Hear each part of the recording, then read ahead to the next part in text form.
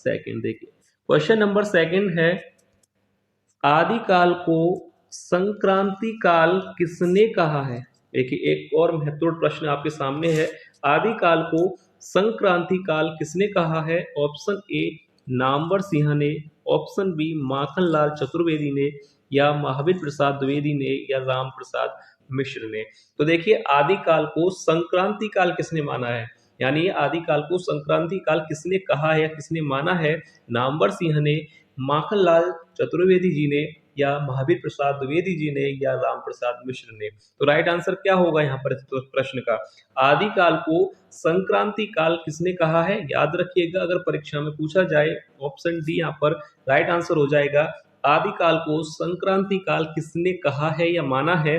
Option D Ram Prasad Mishra ji ने। Option D यहाँ पर राइट आंसर हो जाएगा।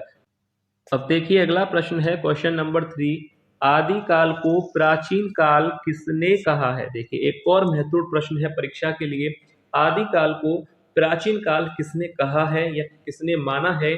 ऑप्शन ए रामचंद्र शुक्ल ने, माखनलाल चतुर्वेदी ने, या शंभुनाथ सिंह ने, हजारी प्रसाद द्विवेदी जी ने। तो देखिए आदिकाल को प्राचीन काल किसने कहा है, किसने आदिकाल को प्राचीन काल माना है? रामचंद्र शुक्ल ने माना है, या माखनलाल चतुर्वेदी जी ने, शंभुनाथ सिंह ने, या हजारी प्रसाद द्विवेदी जी ने। तो देखिए आदिकाल को प्राचीन काल किसने कहा है? तो राइट आंसर हो जाएगा, अगर परीक्षा में अगर ये प्रश्न आपसे पूछा जाता है कि आदिकाल को प्राचीन काल किसने माना है, तो राइट आंसर हो जाएगा ऑप्शन सी शंभुनाथ सिंह ने। याद रखिएगा काफी महत्वपूर्ण प्रश्न लिए गए हैं, तो आप लोग वीडियो को ध्यान से देखिएगा, एक एक प्रश्न को अच्छी तरह से देखिएगा। तो आदिकाल को प्राचीन काल किसने कहा है या माना है? तो राइट आंसर हो जाएगा शंभुनाथ सिंह जी ने। ऑप्शन सी यहाँ पर राइट आंसर होगा। अब इसके बाद देखिए अगला प्रश्न देखते हैं क्वेश्चन नंबर 4। देखिए एक और महत्वपूर्ण प्रश्न है कि आदिकाल को संक्रमण काल किसने कहा? आदिकाल को संक्रमण काल किसने कहा है या किसने माना है? ऑप्शन दिए गए हैं, सुमित्रा नंदन पंत जी ने, राम खेलावन पांडे ने, हरिश्चंद्र वर्मा ने, या ऑप्शन डी बी और सी दोनों, यानी राम खेलावन पांडे जी और हरिश्चंद्र वर्मा दोनों ने ही आदिकाल को संक्रमण काल माना है। तो यहाँ पर इस प्रश्न का राइट आंसर क्या होना चाहिए? आदिकाल को संक्रमण काल का दर्जा यानी संक्रमण काल किसने कहा था या किसने माना था? ये भी काफी अच्छा प्रश्न है परीक्षा के लिए, तो याद रखिएगा आदिकाल को संक्रमण काल किसने कहा था? राम खेलावन पांडे और हरिश्चंद्र वर्मा, यानी इन दोनों ने ही आदिकाल को संक्रमण काल कहा है। तो यहाँ पर राइट आंसर क्या होगा? विकल्प देखिए डी सही हो जाएगा, बी और सी दोनों, यानी राम खेलावन पांडे और हरिश्चंद्र वर्मा दोनों ने ही आदिकाल को संक्रमण काल माना है। याद रखिएगा, अच्छा प्रश्न है, परीक्षा में आपसे पूछा जा सकता है। अब इसके बाद देखिए क्वेश्चन नंबर 5, एक और शानदार महत्वपूर्ण प्रश्न आपके सामने है, आदिकाल को अपभ्रंश काल नाम किसने दिया था? देखिए एक और शानदार प्रश्न परीक्षा के लिए, आदिकाल को अपभ्रंश काल नाम किसने दिया था? ऑप्शन ए माखनलाल चतुर्वेदी जी ने, चंद्रधर शर्मा गुलेरी ने, हजारी प्रसाद द्विवेदी ने, या महावीर प्रसाद द्विवेदी ने। तो देखिए आदिकाल को अपभ्रंश काल नाम किसने दिया था? अपभ्रंश काल किसने कहा था आदिकाल को? तो राइट आंसर क्या होना चाहिए? किसने कहा था? माखनलाल चतुर्वेदी ने, चंद्रधर शर्मा गुलेरी, हजारी प्रसाद द्विवेदी, या महावीर प्रसाद द्विवेदी। राइट आंसर क्या होना चाहिए? आदिकाल को अपभ्रंश काल जो है किसने दिया होगा नाम? माखनलाल जी ने, चंद्रधर शर्मा गुलेरी ने, हजारी प्रसाद ने, या महावीर प्रसाद ने। तो याद रखिए इस प्रश्न का राइट आंसर क्या हो जाएगा? किसने जो है आदिकाल को अपभ्रंश काल का नाम दिया था? वह है चंद्रधर शर्मा गुलेरी। याद रखिएगा चंद्रधर शर्मा गुलेरी ने आदिकाल को अपभ्रंश काल का नाम दिया था। इनके साथ साथ धीरेन्द्र वर्मा भी थे, उन्होंने भी आदिकाल को अपभ्रंश काल कहा है, पर यहाँ पर जो विकल्प दिए गए हैं उसके हिसाब से चंद्रधर शर्मा गुलेरी यहाँ पर राइट आंसर होगा। याद रखिएगा। अब इसके बाद देखिए क्वेश्चन नंबर 6। देखिए एक और महत्वपूर्ण प्रश्न है, आदिकाल को बीज वपन काल नाम किसने दिया? ये काफी महत्वपूर्ण प्रश्न है, सारे ही प्रश्न काफी महत्वपूर्ण है, कोई ना कोई एक दो प्रश्न आपको परीक्षा में शायद देखने को मिल सकता है, तो इसलिए वीडियो को ध्यान से जरूर देखिएगा। आदिकाल को बीज वपन काल नाम किसने दिया था?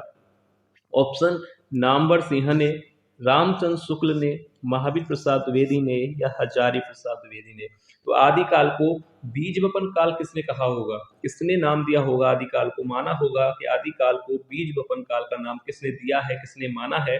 क्या वह नामवर सिंह है, रामचंद्र शुक्ल है, महावीर प्रसाद द्विवेदी हैं या हजारी प्रसाद द्विवेदी हैं? तो राइट आंसर बताइए क्या होना चाहिए यहाँ पर, कौन से विकल्प जो है यहाँ पर राइट होगा, ए बी सी और डी में से? तो देखिए क्वेश्चन नंबर 6 का जो राइट आंसर हो जाएगा, ये काफी अच्छा है, परीक्षा में ये प्रश्न के चांस ज्यादा है आने के कि आदिकाल को बीज वपन काल नाम किसने दिया था?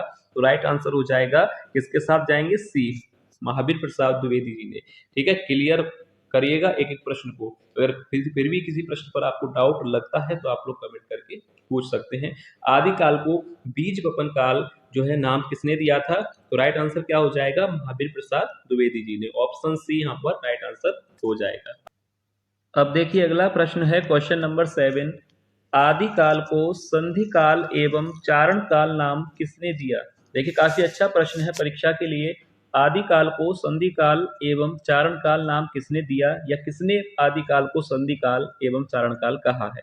ऑप्शन ए महावीर प्रसाद द्विवेदी ने, या ऑप्शन बी हजारी प्रसाद द्विवेदी ने, ऑप्शन सी रामविलास शर्मा ने, या ऑप्शन डी राम कुमार वर्मा ने? तो देखिए किसने आदिकाल को संधि काल एवं चारण काल कहा है? तो इस प्रश्न का जो राइट आंसर यहाँ हो जाएगा ऑप्शन डी। याद रखिएगा राम कुमार वर्मा ने आदिकाल को संधि काल एवं चारण काल का नाम दिया है। याद रखिएगा ऑप्शन डी यहाँ पर राइट आंसर हो जाएगा, राम कुमार वर्मा जी। अब इसके बाद देखिए अगला प्रश्न है क्वेश्चन नंबर 8। देखिए एक और महत्वपूर्ण प्रश्न है, आदिकाल को अनिर्दिष्ट लोक प्रवृत्ति का युग किसने कहा है? देखिए परीक्षा के लिए काफी अच्छा प्रश्न है। आदिकाल को अनिर्दिष्ट लोक प्रवृत्ति का युग किसने कहा है? ऑप्शन ए नामवर सिंह ने, हजारी प्रसाद द्विवेदी, महावीर प्रसाद द्विवेदी, या ऑप्शन डी रामचंद्र शुक्ल जी ने?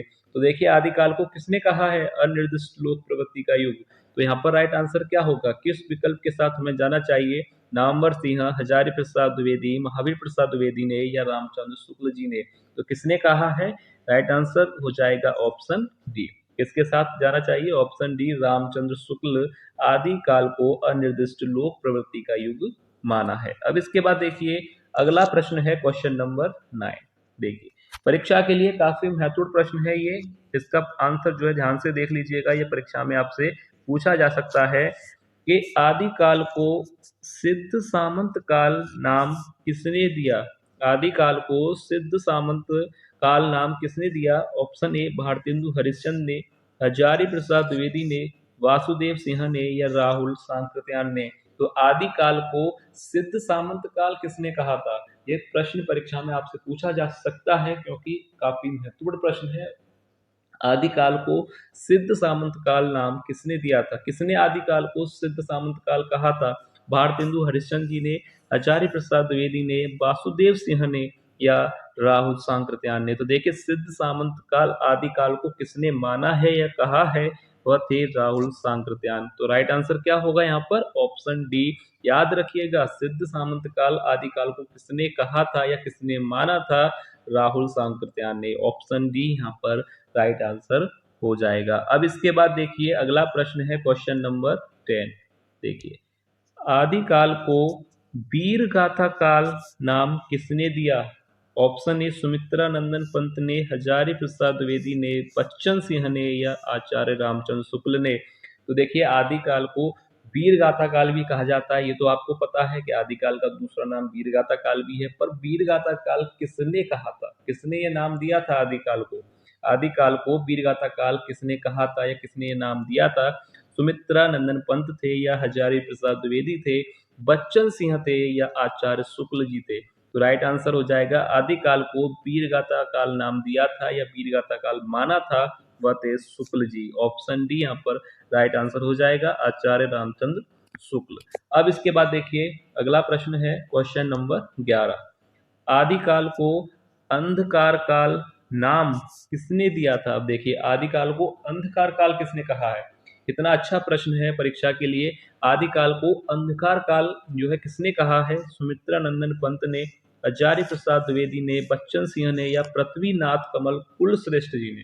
तो किसने आदिकाल को अंधकार काल जो है कहा है या माना है? पंत थे या हजारी प्रसाद द्विवेदी हैं या बच्चन सिंह हैं या पृथ्वीनाथ कमल कुलश्रेष्ठ हैं। तो बताइएगा अंधकार काल जो है आदिकाल को नाम किसने दिया था? तो राइट आंसर हो जाएगा क्वेश्चन नंबर 11 का डी। याद रखिएगा पृथ्वीनाथ कमल कुलश्रेष्ठ थे जिन्होंने आदिकाल को अंधकार काल नाम दिया था। तो राइट आंसर हो जाएगा ऑप्शन डी। अब देखिए अगला प्रश्न है 12वां, आदिकाल को वीर काल नाम किसने दिया? Option A Ramdhari Singh Dinkar, B Bharatendu Harishchandra, C Bachchan Singh या विश्वनाथ प्रसाद मिश्र ने। तो आदिकाल को वीर काल नाम किसने दिया, यानी आदिकाल को वीर काल किसने कहा है? रामधारी सिंह दिनकर ने, भारतेंदु हरिश्चंद्र ने, बच्चन सिंह ने या विश्वनाथ प्रसाद मिश्र ने। तो देखिए राइट आंसर यहाँ पर क्या हो जाएगा, आदिकाल को वीर काल नाम किसने दिया था? विश्वनाथ प्रसाद मिश्र ने। तो ऑप्शन डी यहाँ पर राइट हो जाएगा। पर एक बात मैं आपको यहाँ पर क्लियर कर दूं, आदिकाल को वीर गाथा काल किसने कहा था? तो राइट आंसर होगा आचार्य रामचंद्र शुक्ल ने। वीर गाथा काल किसने कहा था? तो रामचंद्र शुक्ल जी ने कहा था।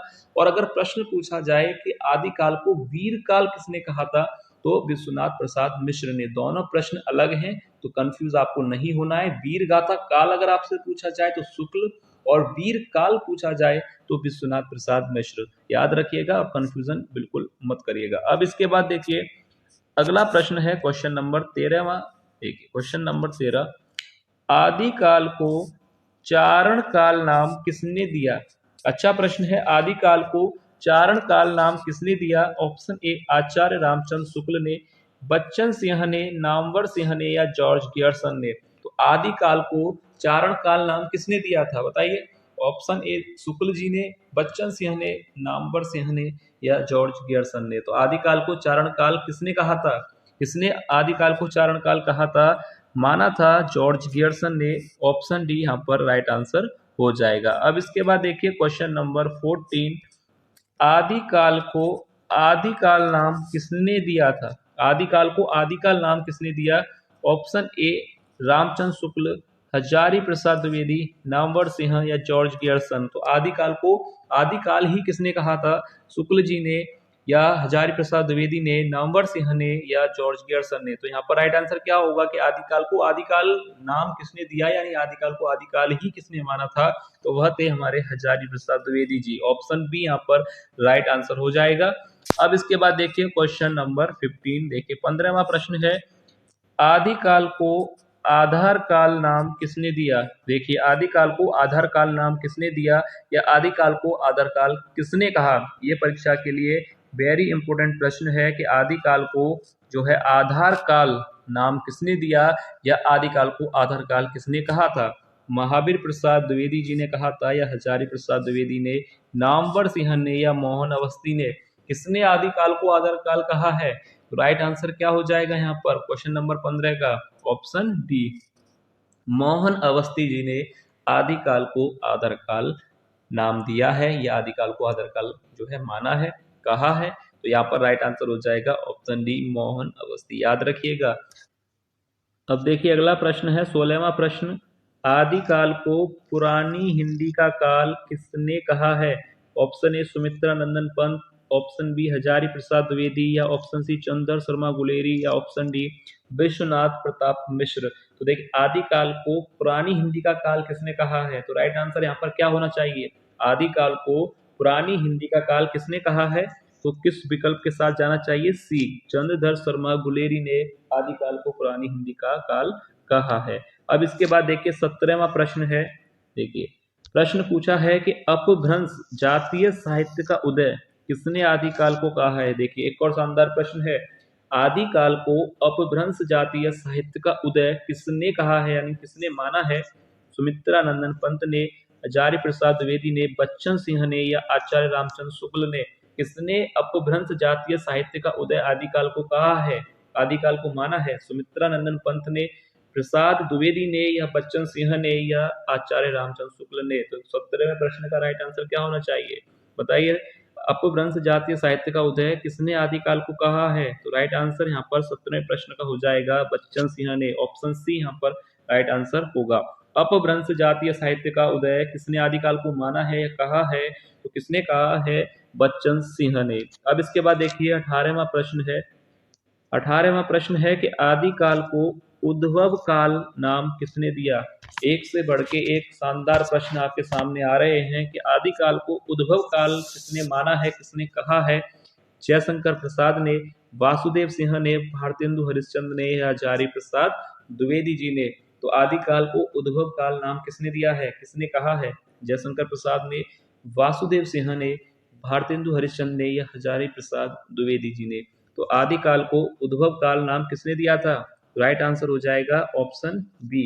राइट हो जाएगा, वासुदेव सिंह ने आदिकाल को उद्भव काल नाम दिया है या उद्भव काल माना है। किसने, वासुदेव सिंह ने। ऑप्शन बी यहाँ पर राइट आंसर हो जाएगा। अब इसके बाद देखिए 19वां प्रश्न। देखिए 19वां प्रश्न है, आदिकाल को प्रारंभिक काल और शून्य काल नाम किसने दिया है। आदिकाल को प्रारंभिक काल और शून्य काल नाम किसने दिया है। सुमित्रा नंदन पंत ने, गणपति चंद्रगुप्त ने, नामवर सिंह ने या वासुदेव सिंह ने। आदिकाल को प्रारंभिक काल और शून्य काल नाम किसने दिया है, किसने कहा है। पंत जी ने, गणपति चंद्रगुप्त ने, नामवर सिंह ने या वासुदेव सिंह ने। तो किसने किसने आदिकाल को प्रारंभिक काल और शून्य काल नाम दिया है। तो राइट आंसर हो जाएगा बी, गणपति चंद्रगुप्त ने। याद रखिएगा, किसने प्रारंभिक काल और शून्य काल कहा है आदिकाल को, गणपति चंद्रगुप्त ने। अब इसके बाद देखिए 20वां प्रश्न है। देखिए 20वां शानदार प्रश्न है कि आदिकाल को वीर प्रशस्त काल किसने कहा। शुक्ल जी ने, गणपति चंद्रगुप्त ने, विजेंद्र स्नातक ने या बच्चन सिंह ने। तो आदिकाल को वीर प्रशस्ति काल किसने कहा था। एक और शानदार प्रश्न, आदिकाल को वीर प्रशस्ति काल किसने कहा था। शुक्ल जी ने, गणपति चंद्रगुप्त ने, विजेंद्र स्नातक ने या बच्चन सिंह ने। तो राइट आंसर यहाँ पर हो जाएगा क्वेश्चन नंबर 20 का, किसने कहा था वीर प्रशस्ति काल, विजेंद्र स्नातक ने। यानी ऑप्शन सी यहाँ पर राइट आंसर हो जाएगा। ठीक है, याद रखिएगा 20 ये प्रश्न आदिकाल के काफी महत्वपूर्ण प्रश्न हैं। कोई ना कोई प्रश्न तो आपको परीक्षा में देखने को मिल सकता है। अब देखिए ये 20 प्रश्न जो आपको कराए गए हैं वो तो परीक्षा के लिए काफी महत्वपूर्ण हैं। उसके साथ साथ आपको कुछ आदिकाल की रचनाएं भी करा देते हैं जो कि परीक्षा में आपसे पूछी जा सकती हैं। इन रचनाओं पर प्रश्न पूछा जाता है परीक्षाओं में, इसलिए आप इनको भी ध्यान से देख लीजिएगा। देखिए आदिकाल की साहित्यिक रचनाओं पर प्रश्न जरूर बनता है। इन और ये जो यहाँ पर आप 5 साहित्यिक रचनाएं देख रहे हैं, इन पर ही जहाँ तक है प्रश्न पूछा जाता है। तो देखिए सबसे पहले पृथ्वीराज रासो, इसके बारे में आपसे पूछा जाएगा कि इसके रचनाकार या लेखक कौन है। तो आपको याद रखना है कि पृथ्वीराज रासो के जो लेखक हैं वह हैं चंद बरदाई। ठीक है, ये आदिकाल से संबंधित जो प्रश्न आपसे पूछे जा सकते हैं उनको ही आज कवर कराया जा रहा है वीडियो में। जैसे 20 प्रश्न आपको करा दिए, वो प्रश्न भी आपसे पूछे जा सकते हैं, बन सकते हैं एग्जाम में। और यहाँ पर जो साहित्यिक रचना है इनसे भी प्रश्न पूछा जाएगा। तो देखिए आदिकाल की साहित्यिक रचनाओं में पृथ्वीराज रासो के लेखक के बारे में आपसे पूछा जा सकता है, तो चंद बरदाई याद रखिएगा, सबसे ज्यादा यही पूछा जाता है, पृथ्वीराज रासो। अब बीसल देव रासो के रचनाकार अगर आपसे पूछा जाए तो नरपति नाल है, याद रखिएगा। कुमान मल रासो के अगर लेखक के बारे में पूछा जाए तो दलपति विजय, याद रखिए। हमीर देव रासो के बारे में अगर आपसे पूछा जाए तो जज्वल, या परमाल रासो से बारे में आपसे पूछा जाए तो जगनीक, याद रखिएगा। ये 5 जो साहित्यिक यहाँ पर रचनाएं देख रहे हैं आप आदिकाल की, इनसे प्रश्न जो है परीक्षा में बन सकता है, तो इनको भी आप एक बार जरूर देख लीजिएगा, इसलिए आपको ये कराई गई है। पृथ्वीराज रासो के लेखक चंद बरदाई, बीसल देव रासो के लेखक नरपति नाल, कुमान मल रासो के लेखक दलपति विजय, और हमीर देव रासो के जो लेखक हैं वह हैं जज्वल, और परमाल रासो के जो लेखक हैं वह हैं जगनीक। ठीक है, इन 5 को भी आप एक बार जरूर देख लीजिएगा। ठीक है, तो आज की वीडियो में बस इतना ही। उम्मीद है आपको वीडियो पसंद आई होगी, तो वीडियो को लाइक जरूर कीजिएगा, और जो भी विद्यार्थी चैनल पर नए हैं वो चैनल को सब्सक्राइब जरूर कर लें। तो चलिए मिलते हैं नेक्स्ट वीडियो में और महत्वपूर्ण प्रश्नों के साथ, तब तक के लिए धन्यवाद।